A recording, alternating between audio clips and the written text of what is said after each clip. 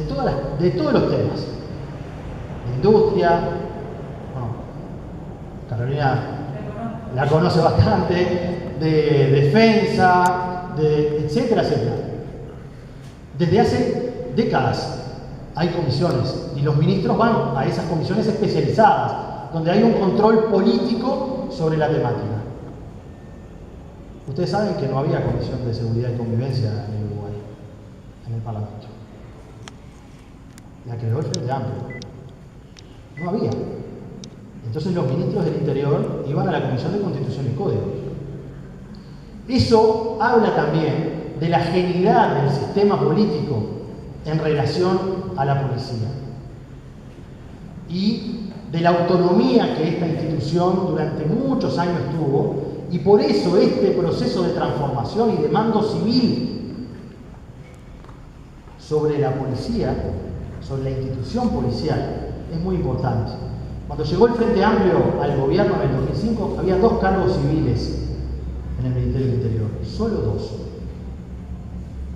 Después, los policías retirados pasaban a asumir el control desde el hospital policial hasta todas las dependencias que se les imagine.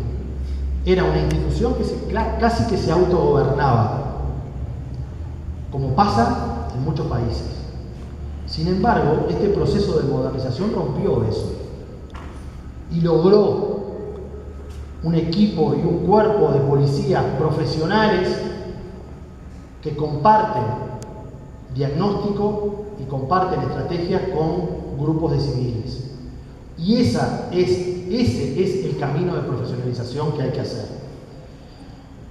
En el año 2015, el presidente Vázquez se propuso una meta muy ambiciosa, que fue reducir los delitos de una manera muy importante. Fue una meta tan ambiciosa que nunca nadie se la había propuesto. Nunca. ¿Por qué? Porque desde que hay estadísticas sobre los delitos en el Uruguay, que es en el año 1980, las rapiñas siempre aumentaron. No hay ningún presidente, ninguno, desde el año 85 hasta la fecha, que haya iniciado, que haya dejado su mandato por menos cantidad de rapiñas que cuando empezó. Ninguno. Siempre aumentaron. Entonces, el haberse propuesto esa meta fue una meta ambiciosa, una meta que de alguna manera tensionó a la institución y la puso con todo el foco para tratar de cumplir. Sin embargo, es evidente que el año pasado esa tendencia a la baja que había comenzado se rompió. Y ahí creo que tenemos que asumir otro aprendizaje, que es que las transformaciones en la sociedad y en las instituciones hay que prepararlas. No se necesita solo la voluntad política del cambio y tener la mayoría para votar una ley. Hay que construir cultura institucional e institucionalidad para que las decisiones se puedan aplicar. Y aquí lo que pasó es que todo el sistema político, todos los partidos, votaron un nuevo código del proceso penal que es clave en el proceso de control y represión del delito, y claramente no teníamos una institucionalidad fortalecida y capaz de asumir semejante reto. ¿Por qué? Porque nosotros pasamos en el nuevo código, me quedan 10 minutos, pasamos en el nuevo código de un proceso inquisitivo y escrito donde el juez era el que investigaba, era el que acusaba y era el que condenaba. Y teníamos el mayor nivel en América Latina de personas presas sin condena. Por lo tanto, toda la cátedra, todo el sistema político coincidió de que ese no era un modelo garantista. ¿Sí?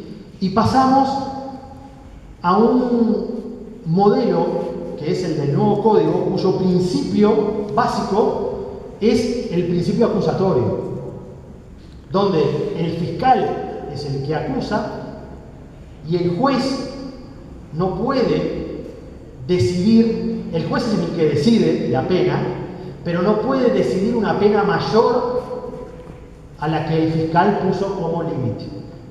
Es decir, si el fiscal dice 3 años para Gustavo Leal, el juez no puede decir 4, puede decir 3 o puede decir 2 o nada.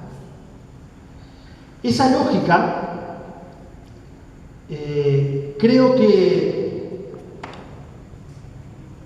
en la construcción conceptual es buena, pero en la aplicación ha generado un conjunto de situaciones muy particulares, algunas son muy públicas, la gente la conoce, que creo que tenemos que transformar y que tenemos que convocar a un acuerdo político para discutir con tranquilidad y para hacernos responsables todos del problema que se generó. Porque se generó un problema no por voluntad de los legisladores. Aquí nadie quiso recorrer este camino en el que hoy estamos, porque nadie imaginó que esa situación iba a ocurrir. Nadie imaginó que cuando la Fiscalía decía que estaba preparada, en realidad no estaba preparada. Entonces, es hora de asumir, cuando uno se equivoca, colectivamente como sociedad, es hora de asumir, poner el freno, decir me equivoqué, y no esperar 5, 7, 8, 10 años para que esto se pueda evaluar. Hay gente que ha dicho, ¿sí?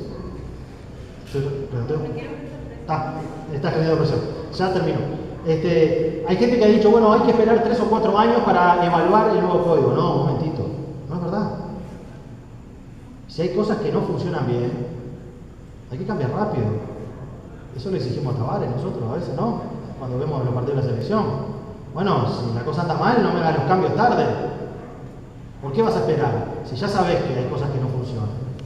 Entonces, nosotros hoy tenemos un sistema, el del nuevo código, lo digo rápido, pero que ha basado su funcionamiento en el proceso abreviado. La lógica del nuevo código y la novedad del nuevo código eran los juicios orales, donde la persona, donde había pruebas y donde se podía, digamos, transparentar la situación judicial, que es muy importante porque durante años el fenómeno judicial era oscuro.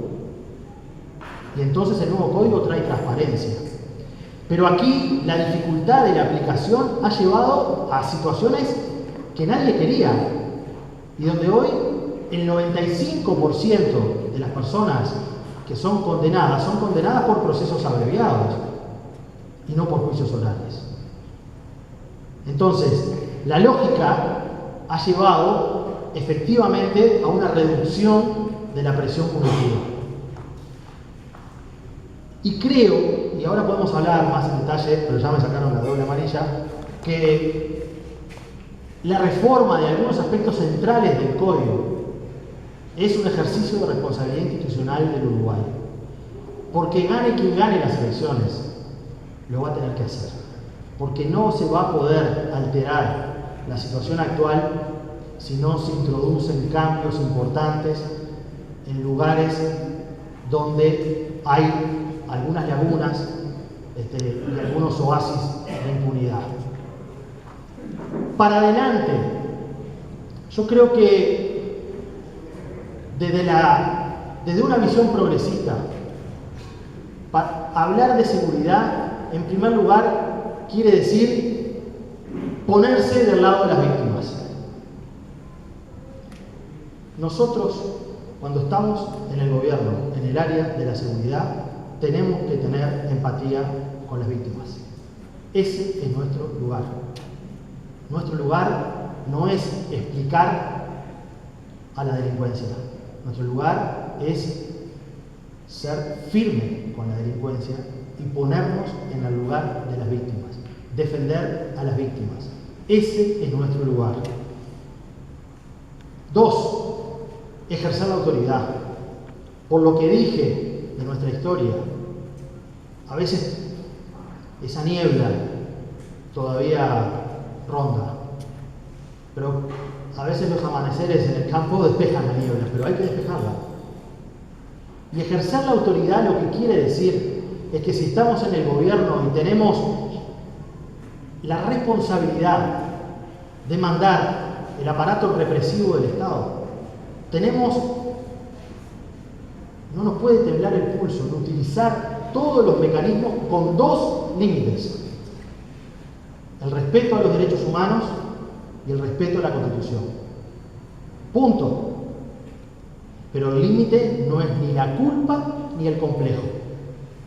El que tenga culpa y complejo de ejercer la autoridad no puede dirigir una política de seguridad.